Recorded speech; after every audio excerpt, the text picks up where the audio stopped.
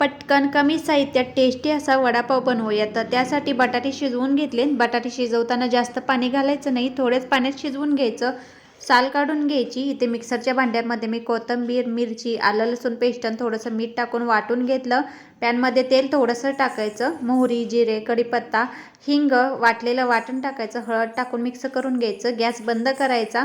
Smash केलेले बटाटे mix करून घ्यायचं, चवीनुसार मीठ टाकायचं। मध्यम साईजचे गोळे करून घेतले आहेत। इथे मी तांदूळ, मका आणि हरभरा डाळ मिक्स करून दळून आणलेलं पीठ घेतलंय। चवीनुसार मीठ, थोडंसं हिंग, आलं लसूण पेस्ट, किंचितचा सोडा आणि एक 5 ते 6 थेंब लिंबाचा रस घातला आहे। मस्त असे वडे बुडवून तेलामध्ये टाकायचे आणि मध्यम गॅसवरती तळून घ्यायचे। मस्त खरपूस अगदी कमी वेळामध्ये तयार होतात।